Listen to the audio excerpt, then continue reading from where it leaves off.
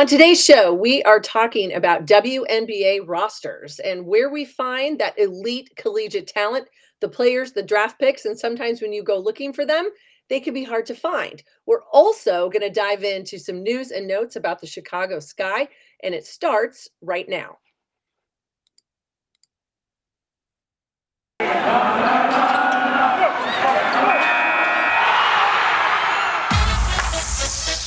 You are Locked On Women's Basketball, your daily podcast on women's basketball. Part of the Locked On Podcast Network, your team every day.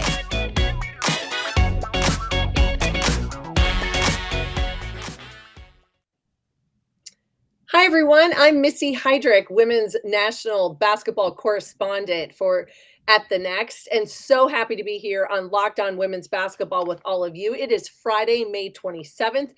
Thank you for making Locked On Women's Basketball your first listen every day. We are free and available wherever you get your podcasts. And you can follow me on Twitter at Missy Heidrick, and be sure to follow everyone at the Next Tubes, and this podcast at Locked On Women's Basketball. I am so happy to be joined today by James Kay, one of the outstanding journalists that covers women's basketball with us at the Next and also for the Chicago Tribune. And then in his extra time, he's the co-host of the Skyhook podcast, the Skyhook Pod podcast, which covers anything and everything you need to know about the Chicago Sky. Hi, James. Thanks for being here today. Hey, thank you so much for having me. I'm so excited to dive into all things Sky and WNBA expansion. I mean, there's so much to dive into, so I'm excited for this. Absolutely. Okay, so I've always found this topic to be very intriguing because being someone who kind of lives and breathes the collegiate side of the universe all the time, we talk about elite talent and all of these players that we just assume are going to, after outstanding collegiate careers, are going to jump onto a WNBA roster and have a fantastic professional career here in the U.S. Now, we know that so many professional careers for many years happened overseas. They still do. But I think there's always been this assumption that that elite level of talent and those players, they stay here in the WNBA, they build those rosters, and it's all part of it. When I start diving into some of the numbers, it becomes incredibly interesting because when you go back and look, now I went back to last year's draft and then I went to this year's draft. So I'll give you a couple numbers that I got into, and then I want you to start to tell me some of the things you see and maybe like trends and what the timing might be of all this and what some of the reasons are that you hear from front office individuals, player personnel. We talk about 2021. So when I went back and looked as of mid-May this year, in round one of the 2021 draft, 7 of the 12 first-round picks are currently on the original roster of the people that drafted them. The second round, 1 of 12 is on the original roster that drafted them. Round 3, 0 out of 12. Okay. So if we go back a year, someone like a Dee Dee Richards, who was drafted in the second round, she is still with the New York Liberty. But there are a couple players that we know maybe find other rosters in other places. But my question to you, as you think about a year ago, and then we think about this 2022 draft, what might be what is the reason why we think that some of these players aren't necessarily being able to stay in the WNBA or latching on to roster somewhere else? I think there are a lot of reasons for it. But one of the things that I want to point out too when we go into this discussion as well, especially when evaluating the draft over the last 2 years, is COVID. You know, COVID had such a dramatic impact on how coaches were able to evaluate talent. And that even extends to the college level for college coaches trying to evaluate high school talent and not being able to do so. I mean, you look at someone like Anissa Morrow, who became a national sensation last year at DePaul University, where, you know, Duke came in at the last minute, a week before she committed to DePaul, and was like, "We're interested in you," but she couldn't go out and see the campus and see if it was a right fit for her. And not to say that she would have picked Duke or anything like that, but Right.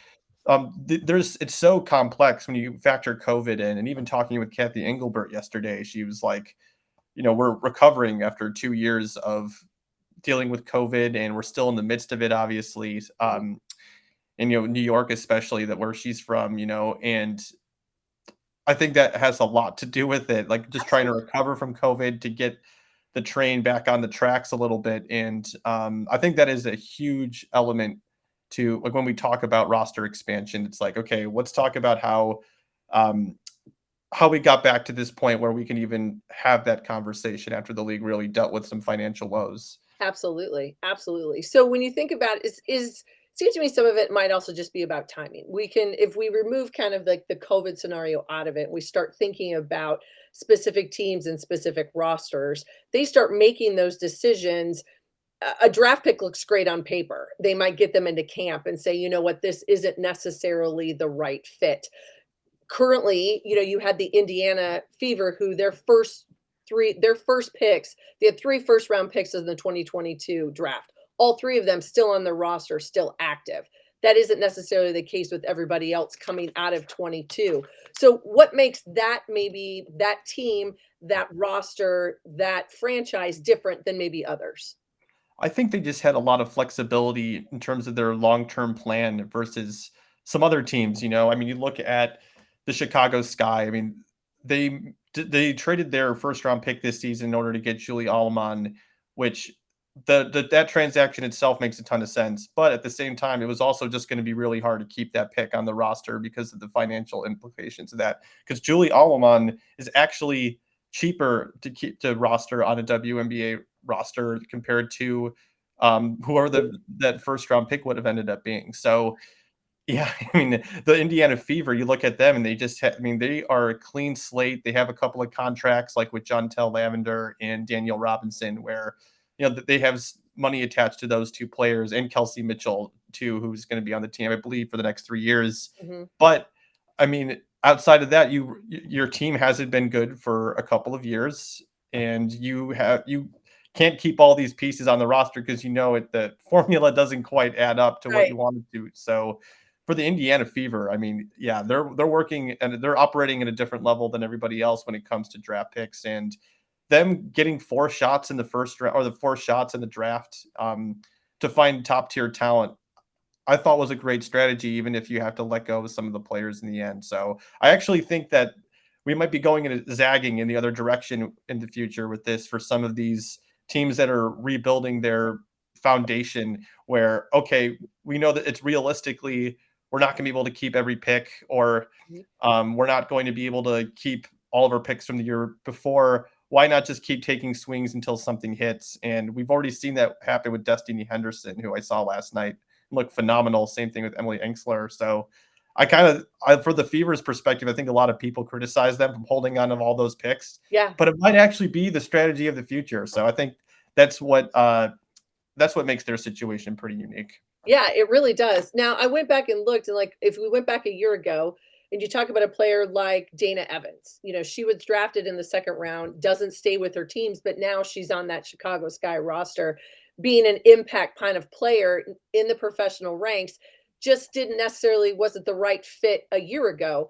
It seems as though that we do see that quite often, right? Is that someone was drafted with one team, they get cut, they don't make that roster, but they're able to find themselves somewhere else. Is that just are those going to be blips on the screen, or is that also going to be part of the trend you think as we go forward? I hope it's a part of the trend just because I want to see more people have opportunities in this league. And it's so difficult with where everything's at with cap space right now, where you see a lot of the top players in the league get what they want in terms of star money, relatively speaking. And they're obviously worth more than what they're getting right now. But you see some of these other like veterans who have played over 3 years in the WNBA, where their veteran minimum is $12,000 more than a player that's played 0 to 2 years in the league, Right. where they get to make 60,000. I mean, that's just a competitive advantage for the younger player because there's a 12,000 difference in the cap. Mhm. Where someone like Dana Evans, like I think that to me seems like a more of an outlier situation because I mean, there's a lot of teams that would have just given up on her being a second round pick, Right. and for James Wade to actually trade for her, that actually was probably more of a financial pick, like financial um, minded trade than anything else. Just knowing that Shyla Heel, I mean, she was targeted on the defensive end. Stephanie Watts really didn't play that well when she was with the Sky, and she came over in the Gabby Williams trade. So they struck out, but then it's a really unique situation because I think it speaks a lot about Dana Evans more than anything else. Her taking the opportunity she had being traded in the middle of the season, taking the reins of a backup point guard position that the Sky have been searching for so long, and actually coming out the other end where she comes into this season as the clear backup point guard. And that, to me, like, I just don't think we're going to see a lot of situations like that because of how unique that situation was, especially given the Sky's championship expectations. Absolutely. Talk to me a little bit and just give me your thoughts on a player like coming out of this 22 draft. Just, it seems like it was forever ago, but it was really probably maybe 8 weeks ago when we actually had the draft. Veronica Burton has a fantastic senior season at Northwestern. She's now with Dallas. So she's still she's a round one pick, but doesn't necessarily stay with the team that initially took her. Does that go back simply to roster management? Is that a matter of timing? Is that someone looking at a player like Veronica Burton and saying, you know what, she wasn't what we thought she was going to be? Where does that lie in some of those decisions, you think? I think that these teams have to be really creative with the cap. And I think Kurt Miller said it best when he said, not like we roster the players, they're not always going to be the best players. It's just what fits the puzzle. Gotcha. And when you look at Veronica Burton, I had a chance to really watch her a lot at Northwestern last year. And she comes in with WNBA level defense immediately. I think that even when we talk about other rookies in this league from 1 through 5, you can't really say that. They need time to develop. That speed of the game is so much quicker. And when you look at Veronica Burton, what she brings on the defensive end, it's just like, oh no, this kid is ready to go immediately. I was just shocked to see a lot of teams kind of pass on her, especially a team like Indiana, who went into the draft saying we want to draft more defense and be tougher on the defensive end. And then you pass on Veronica Burton.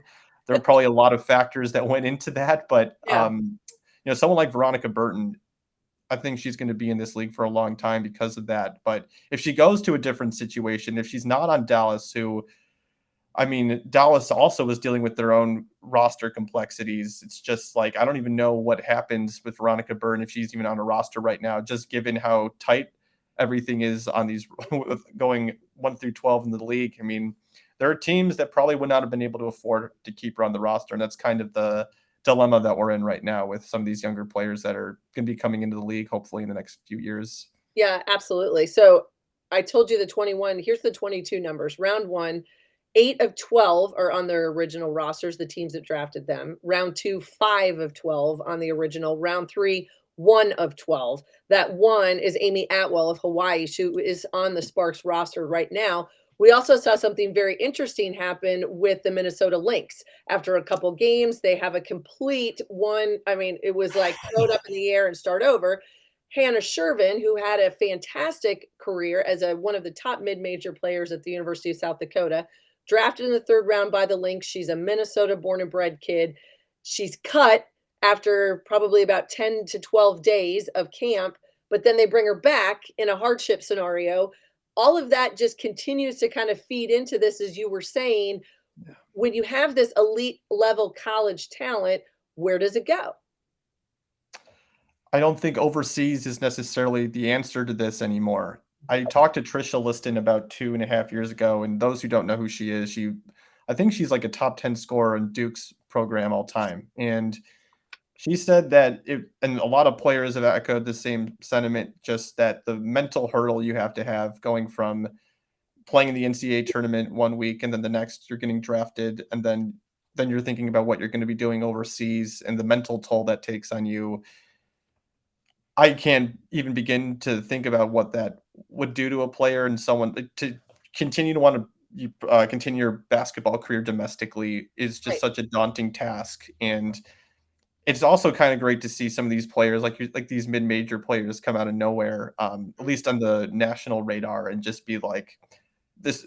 They make it, they turn into a success story, and it gives you hope. And any player that I don't think the WNBA is a league anymore where if you're not a top 25 prospect or top 100 prospect coming out of high school, that it means you're not going to make it to the league. I think it's the opposite right now. And it's pretty exciting, honestly, to see some of these players make it onto rosters. Like, honestly, when you told me a 3rd-round pick was rostered, Yeah. I was shocked. You just never see that anymore, and it's pretty, I think it says a lot about where this league's at, where it's also trying to, again, the creativity of trying to make all this work, where there's 3rd-round players are worthy of taking a spot on WNBA roster. And that's how deep, the women's game is on the NCAA level. It's how deep it is overseas. I mean, Missy, we haven't even talked about someone like Rebecca Gardner, who went undrafted in 2012 out of UCLA and is now a potential 6th Woman of the Year candidate Right. with the Chicago Sky, and has had, I think, 10 points in 4 of her first 5 games with Chicago. It's not even just competing against your draft class anymore, the one before it or the one after it. We're talking about Everybody. overseas. We're talking, you know what I mean? Like, the landscape, it's so complex, it's so complex, and you have to find talent wherever you can. And whether it's the 3rd round or finding someone like Rebecca Gardner in Spain, it's like there's You just a never lot know. of talent. I think that's part of it, is maybe you never know. So let me ask you this question, because I've been asked this and I think it's a hard one to answer. So I'm curious what your reflection of it is. For college players, and we get a lot of this conversation. It happens so much in especially in men's sports, about players leaving early. I've had people ask me that. Well, do you think she would so and so? Do you think she would leave early to go to the WNBA? Which you can do after completing 3 years of school, and they become eligible for the draft. For those that didn't know, um, and I think that's a hard one to answer, because it has to be a case by case basis. But I think if I'm hearing you right, and understanding and knowing the complexity of caps and what these rosters have to look like, that trend of people leaving early is not going to really happen in the women's games like it does in the men's. Absolutely. And it honestly shouldn't hit for some of these younger players that have WNBA aspirations before they want to graduate. I understand that. You look at the NBA side and you see a lot of these younger players, Missy, who really idolize a lot of players on the NBA side. Yep. And they see the money that they're making coming out of high school, going assigned to the G League, where they're making $500,000. And you think, like, I'm not interested in pursuing a 4-year degree at this point in my life. I want to just play basketball without having to think about all the stress that comes with managing a course load on top of all the games that you play for a span of 5 months. And I understand, like, being envious of that too. But it doesn't matter if you're a 1st-round pick. We saw with Kaiser Gondrzek last year, the 4th overall pick, just get cut because she couldn't, like, stay on the roster, and there was a lot of things that she was dealing with in her personal life. To me, that's an extreme example too. But, like, no pick is safe in this league. And if you can continue to make the NIL money that these kids are making right now, especially in the women's side, I just doesn't make sense for you to just abandon that right now. I believe that 18% of NIL deals for social media accounts, I think it came from, like, women's basketball, and that Paige Bueckers was the person that made the most money off. She made the most money per social media post throughout all of college sports. It's just really hard to abandon that kind of money. And you see a lot of players in the WNBA post about, like, if I was making NIL money back in the day, I might not even have to play overseas. Like, there's money that you can even just gain before you have to put yourself in that situation and go through a grind of an 11.5-month season or 11.5-month year of just playing basketball constantly. Right. No, I agree. Okay. So I want to tell everybody a little bit that this episode with James, who has been so gracious to come on and chat with us, is brought to us by our friends at Built Bar. And I don't know about James, but I do love chocolate. I like brownies, but I do love brownie batter even more. So Built has this new creation, and it's the one that's better than ever, the brownie batter puff. And you heard me right. This puff takes protein bars to a whole new level, and they're available right now at built.com. Have you tried them? I'm not sure what you're waiting for. They are chocolate covered marshmallow protein bar. And that's right. You get flavor of marshmallow covered in 100% chocolate.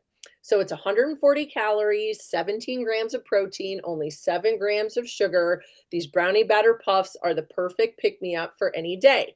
Covered in 100% real chocolate, which sounds fantastic right now. And that means that you can eat healthy. So I want everyone, think about it. Go to built.com to get your brownie batter puffs now and use the promo code LOCKED15, LOCKED15, and you get 15% off your order. So use the promo code LOCKED15 for 15% off at built.com. I am Missy Heidrick, so happy to be joined today by James Kay, and thank you for making Locked On Women's Basketball your first listen every day. Make sure to also go check out Locked On NBA Big Board. Host Rafael Barlow from NBA Draft Junkies and author of the NBA Big Board newsletter is joined by Richard Stamen, Sam Ferris, and Leif Thulin, giving fans an in-depth look into the NBA draft, which is coming up next month, the mock draft, player rankings, and of course, big boards. It's free and available wherever you get your podcasts. Okay, James, so you are the expert, the man that knows each and everything about the Chicago Sky. So as we've been talking here about rosters, one of the things that's very interesting to me about the WNBA in general, and we know that this coming, is some of these generational players that are part of dynasties of the WNBA. They're getting older. It just happens to all of us. We all age. And then retirement is coming around the corner for some.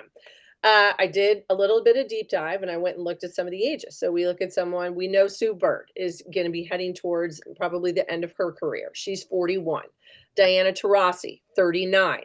Breanna Stewart, she's like a spring chicken. She's 27. Alyssa Thomas, who is having a fantastic season so far. She's 30.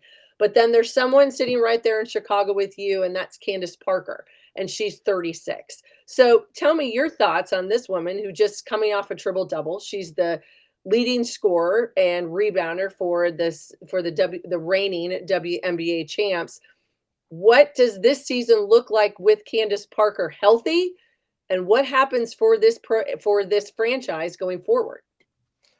I've spoken to Candace 4 or 5 times just one-on-one since training camp. And the thing that I think comes up the most whenever we talk is just how the Sky were so bad last season. Like she keeps referring to them as a bad team, and that they were so much better than the 16-16 outcome or the 16-16 record they had coming into the playoffs last year. And I would agree with that. I mean, when she was healthy, they would just batter teams, and it was so hard in the second half of the season for them because they were still learning how to play with each other.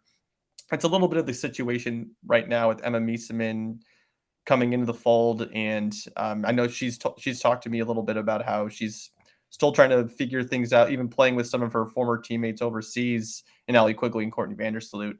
But with Candace, she's playing some of the best basketball of the last 7 years of her career. I mean, I think it's fair to refer to her as an MVP candidate, a way too early MVP candidate.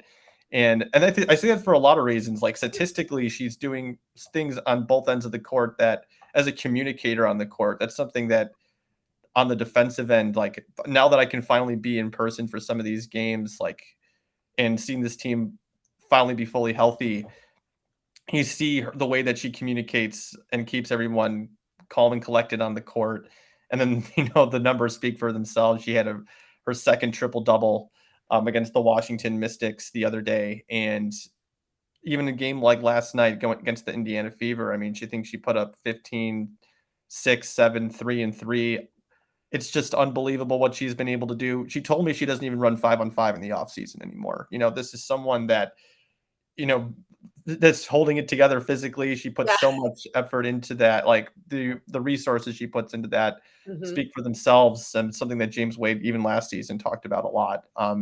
So I think that we have to start talking about Candace Parker as an MVP candidate, and not even just the stats, but the narrative of her potentially retiring at the end of the season, which, I think she's still leaving the door open based on some of the conversations I've had with her. But I mean, she's an MVP candidate, and it's going to be interesting to see if the Sky are able to run it back, if she's able to get those honors.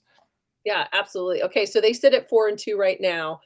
the two with close losses, also sort of those blowout wins that I think it was an 83-50 win over New York. But when you look at this schedule, even just maybe in the next couple weeks, because we know that these WNBA calendars are packed. I mean, there's not going to be a lot of rest from here to the end.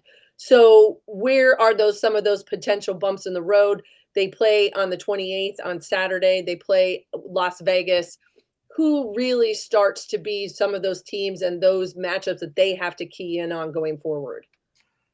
You said the matchup that immediately comes to mind. I mean, it's the Aces. This is going to be one of their first true tests of the season. I wasn't high on the Sparks heading into this year. I thought the spectrum of opinions was fascinating to see some people say this is a championship team now, and the others being like, let's temper our expectations. I fell towards the latter. So to me, this is like one of the biggest tests that they have all of this 2022 season, honestly, because the Aces, they have a historic offense right now. They are playing their starters an insane amount of minutes right now, so I'm going to be curious to see in that matchup, how do they take out a Sky team that just put up 32 points just from the bench last night and goes 1 through 10 and is able to throw you so many different looks. They can go big if they want to. They can put Emma Meeseman, Candace Parker, and Azrae Stevens on the floor together and just make it put up a wall in the post where you can't score in the paint. Or they can go sort of small and they can have Allie Quigley, Courtney Vandersloot, and Kalia Copper just burn you with their speed. And I don't think there's going to be a lot of teams that are going to able to counter that come playoff time. And they just got Kalia Copper back. So when we talk about the best offenses in the league, and I'm looking at it right now, the Sky have the fourth best net rating at 7.3. I think that number is going to shoot up over the next 2 weeks when not only they get Kalia Copper into the fold for that next 2 weeks, actually, after she missed the beginning part of the season, but also getting Julie Alleman back, who I think is just going to do wonders for them as a combo guard. So to me, the Aces, I don't actually think I wouldn't bet on them heading into that matchup against Chicago. And I just don't know how, if you have to play your starters 35 minutes a game, if you can counter what this guy can do with their bench production. Yeah, well, and when we start talking about, work minutes and, that kind of the load management that's going to be important as the season goes on, seems to me not only are you talking about load management for someone like Candace Parker, but the impact that a player like a Courtney Vandersloot has for Chicago. It's going to be critical, A, for her to stay healthy, and B, to continue to kind of run the show out front. Absolutely. And one of the things that has been a really positive sign for the Sky early on is that they're not running Courtney Vandersloot into the ground. There were times where they just could not take her off the court over the last 3 years. We're not talking about just last season. We're talking about since 2019. Anytime Sloot comes off the court, it is just the wheels fall off on the offense. And they've been searching for that backup point guard for so long. And that's why Dana Evans, just to bring it back from earlier, I mean, her coming in last season, just being a living and breathing heat check, is just, it does wonders for this team. And Courtney only played 21 minutes against the Washington Mystics, and the Sky still won. I have to go back and look at the numbers, and I started to do a deep dive into that because for something I'm working on for the next. There are not a lot of games where Courtney Vandersloot has played 21 or less minutes, and the Sky actually won those games. So it is for them to be able to manage her early on, and she is battling a foot injury still. She had to do extensive rehab in Russia before she returned in January. This is a really strong and positive sign for the Sky as they try to become the first team to repeat as champions in over 20 years. Which would be fantastic. I mean, I think those are the types of storylines that continue to grow the WNBA, because we see that people are looking at these marquee players, and this is a franchise with a marquee face and Candace Parker, but also some outstanding supporting talent. And, so it goes back to that conversation we had just a few minutes ago about building your roster, understanding what that looks like. A year from now, if Candace Parker does decide to retire, then this Sky roster may look very different, because they'll have the ability to use that cap and to change some things and how they approach it. But for right now, it seems as though they've built what they wanted to build, understanding who they have and kind of where they want to go. Absolutely. And I think we also have to give credit. Like James Wade won the offseason I mean, if he doesn't win executive of the year, I just don't know what the voters are saying. But I mean, you have to give credit to someone like Allie Quigley, who easily could have got a maximum contract somewhere else. Mhm. Had a historic shooting season last year. I think she shot over 45% from three on like 5 or 6 attempts. It's an unbelievable. She took $135,000 this year, which is just 60 to $70,000 under her market value. And you have to buy in that way for someone like maybe even Emma Miesemann, a Yeah. 2019 Finals MVP, to take probably less than what she could have gotten out there. The sacrifice on this team is just unbelievable. And even Azrae Stevens, who is now coming off the bench for this guy and is after starting for this team in the playoffs last year and helped lead them to a championship, or one of the leaders on that team as they got that 2021 championship. She told me before the season, I'm not concerned about coming off the bench. I'm just, everybody's bought in and we know what the goal is. So I think it's a really positive sign for Chicago early on. Yeah, that's fantastic. And I think, like you said, it speaks volumes. And you have to have leadership. Veterans are so important. I mean, and if you can build around veterans, I think what we were talking about before, again, going back to rosters and looking at some of those teams where they have a veteran that can kind of help right the ship, lead the way, get your younger players, but then also be a place where other players might find a home who they've kind of been drifting and searching and they've been bouncing around. And I didn't make the team that I was drafted on, but now I can find a place here. You know, Dana Evans is a great example. Other players like that, they want to win. There's no reason why you're going to get into this to not be successful. You're trying to build that type of culture. I think the Sky have really been able to put their finger on that. Absolutely. This is a team that for the next few years, I think is actually kind of set up. But now that they have this foundational piece in James Wade, and this is something I'm going to be writing about for the next at a certain point too this season. But I think if they win a championship this year, he turns from being one of the best coaches in the league to being a rare institution in the league. This is someone that brought 2 championships to Chicago if they win this year in a span of like 4 or 5 years. I mean, Right. that's special. We don't see that a lot in this league and across all professional sports. No. So that to me says a lot about what James Wade has built here and how everyone has just bought into not just his vision, but him collaborating to have that vision be more centralized with the team more than with anybody else. It's truly remarkable. Absolutely. Well, it's going to be so much fun to watch, especially over the next couple weeks. And I want everybody circle Saturday, May 28th, Chicago and the Aces. It looks as though it's going to be a heck of a matchup. James, I am so thankful and so happy that we got to have this conversation today. Tell everybody where they find you on Twitter, etc. Yeah, you can follow me on Twitter at James_M_KAY. And I tweet a lot about the Sky, the WNBA. And, basketball hasn't really been on my mind over the last 24 hours, but, it has been, you'll be able to see my work there. I post all of my stories at the Next, the Tribune, some Market Watch stuff if you're into financial stuff. So, yeah, you can find me on Twitter and, yeah, just check out my author bio at the Next as well, because I've got a couple of fun things coming. So I'm excited. Well, fantastic. And you are just a depth of information. And so thank you. Thank you. You can find me at Missy Heidrick on Twitter and all of my amazing colleagues, including James, by following us at The Next Hoops and right here on at Locked On Women's Basketball. So I want to thank everybody for making this podcast, Locked On Women's Basketball, your first listen every day. Now, I want to remind everybody, make your second listen Locked On NBA. From the first jump ball of the play-in tournaments to the last possession of the finals, which are right around the corner, Locked On experts are going to take you deep inside the playoffs, which have been so fun, with insight and analysis affecting all 30 teams.